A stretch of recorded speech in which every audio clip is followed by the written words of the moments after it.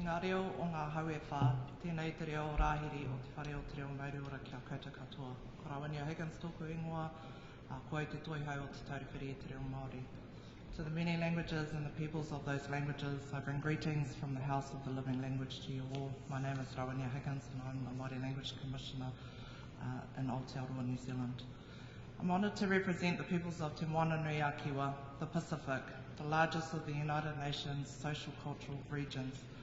While some think oceans separate nations, for Indigenous peoples, we aren't separated by oceans, we are connected by them.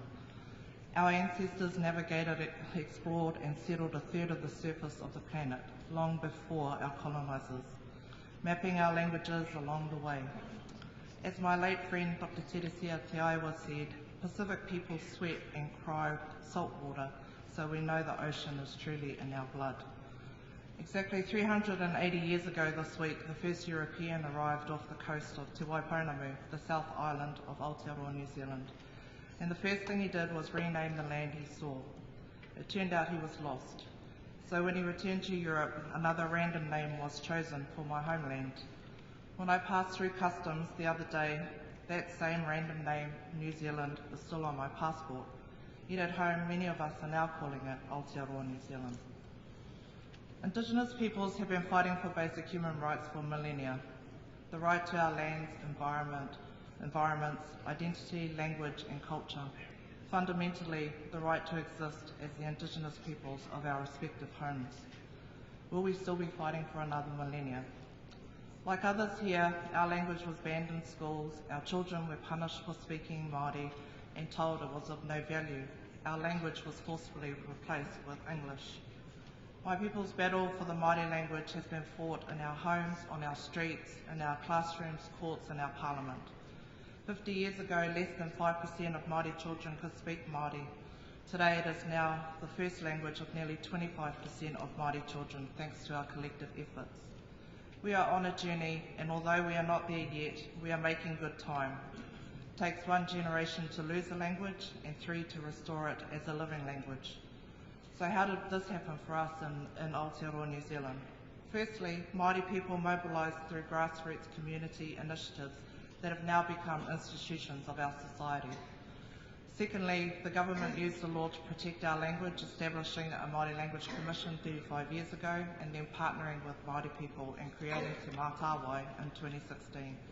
And finally, more New Zealanders are embracing our language and are helping to normalise it.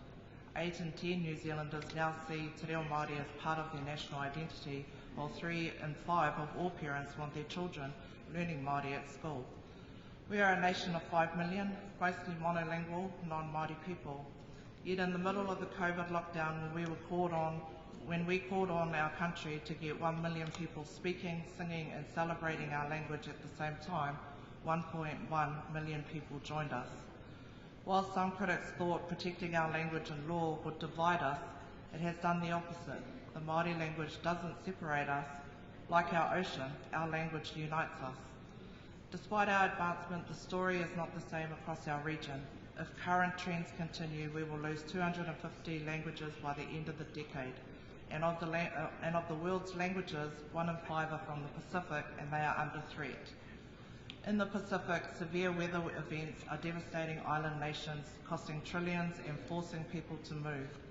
Changes to the environment pose significant threats to Pacific peoples and languages. These are not just natural disasters, they are a result of human inaction, and therefore humans must take action to address them. We cannot sit idle and allow climate change to displace Pacific peoples to other nations where their languages may not be welcomed and where they may not thrive. Our ancestors explored and settled the Pacific Ocean using our own Indigenous knowledge and our own languages. We are also on a journey today, and just like our ancestors, there are no passengers. Everyone has a role to play. Governments have the most powerful role of all. Governments must use their power to protect irreplaceable pieces of our human identity. Languages tell the stories of humanity. They are an anchor to our past and a compass to our future.